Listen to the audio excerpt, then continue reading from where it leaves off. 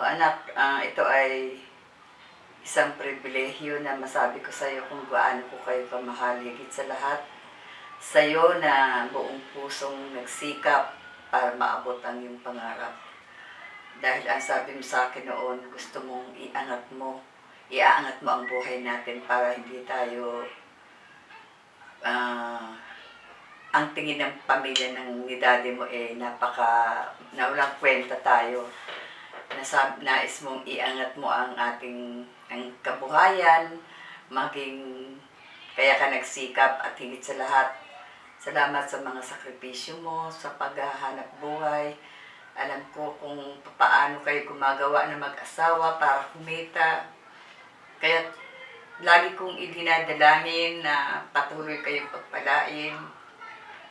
Patuloy na ibigay ng Panginoon ang lahat ng iyong mga ninanasa sa buhay na maging maganda ang kabuhayan nyo at higit sa lahat sa pagtulong nyo pa rin sa iyong mga kapatid, bagamat minsan hindi nila maintindihan ang gusto mong mangyari sa kanila, lalo sa mga pamangkin mo. Kaya saludo ako sa prinsipyo mo kung paano gusto mong maging matagumpay sa paghahanap buhay.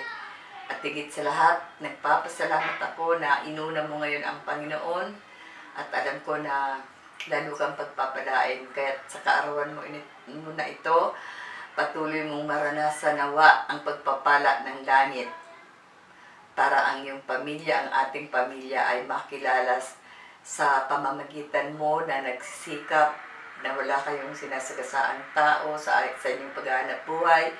Alam ko kung gaano kayong nagsasakripisyo ng mag-asawa.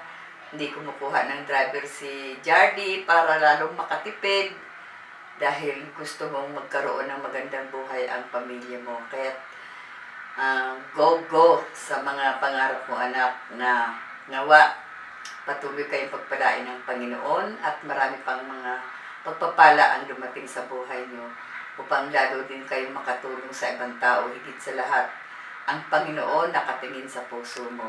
Sa lahat ng ginagawa mo, na dalhin mo ang iyong mga kapatid para tayo ay lahat ay maging Christian kasama ni Jesus Christ sa muli niyang pagbabalik. Kaya ang panalangin ko, puspusin tayo ng Panginoong Hesukristo upang ang patuloy na pagpapala ay ibuhos sa ating lahat.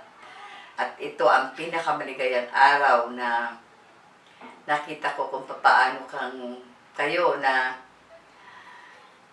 ginabayan ng Panginoon dahil isinuko nyo ang buhay nyo sa Panginoon, nagpasakop kayo sa Kanya, at ito yung pinakamaligayang araw sa buhay ko. At sa pagdating ng kaarawan mo, maraming salamat sa Panginoon sa pagdagdag sa iyong buhay, sa kalakasan mo, na walang sakit ang pamilya mo, sa inyong magkakapatid, na bagamat iba ang pananaw ng mga kapatid mo, ipanalangin lang natin na sila ay makasama nating lahat at sama-sama tayong magpupuri sa Panginoon. Muli, happy birthday, anak, at more birthdays to come. God bless you always.